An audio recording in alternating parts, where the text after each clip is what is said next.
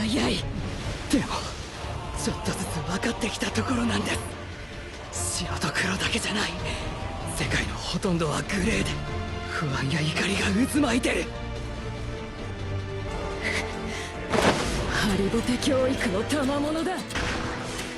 Konflik dalam hidup itu sangat kompleks. Semua hal nggak bisa kita pahami hanya dengan salah dan benar. Ada fakta yang nggak bisa kita ucapkan dan ada rasa yang nggak bisa kita ekspresikan. Semuanya itu abu-abu.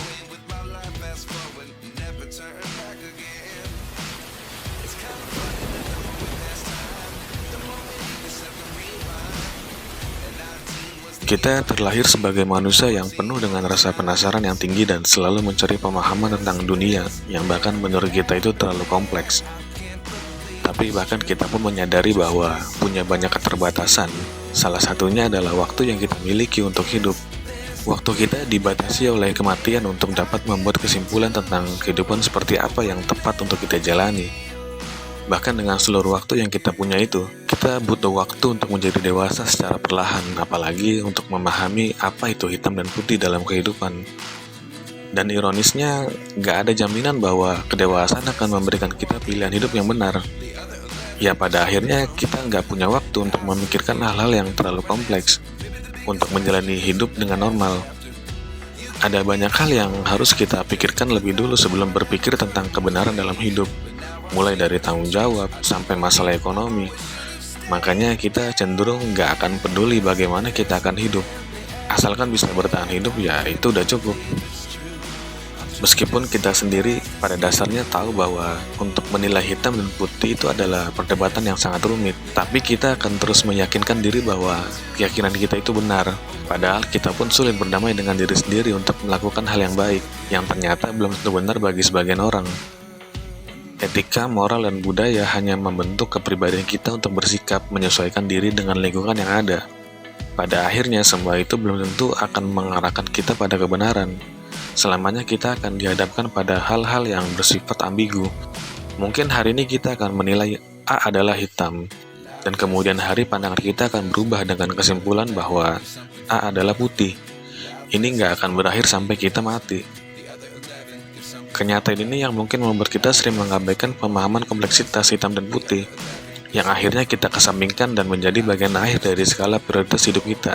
Mungkin aja kita akan berpikir untuk meletakkan agenda itu di ujung usia kita, di mana kita akan duduk di teras sambil membaca buku, menghabiskan waktu untuk memahami kehidupan. Ya meskipun agak terlambat, itu pun jika kita menghabiskan masa tua kita dengan tenang.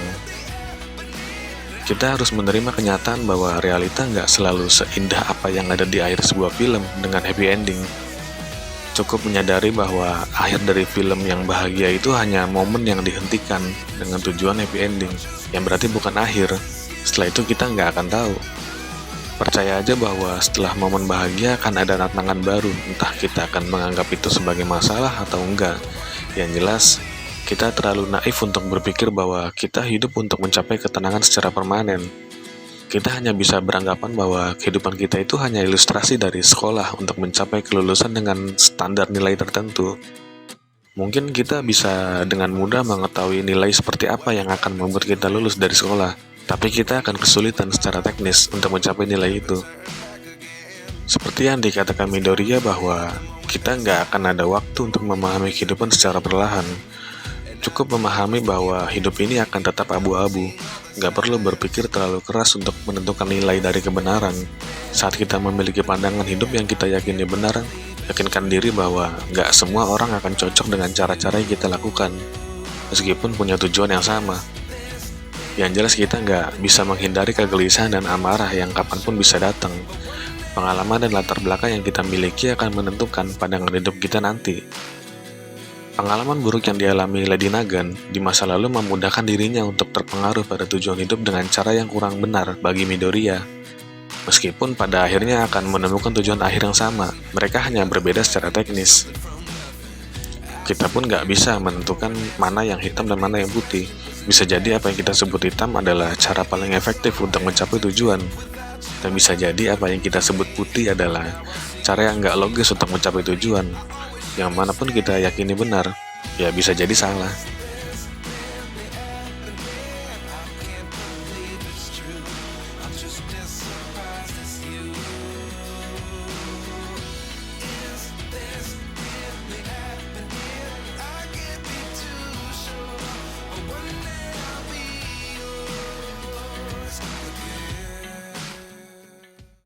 傷んだ上から蓋をして結果中身は腐ってウジが湧いた。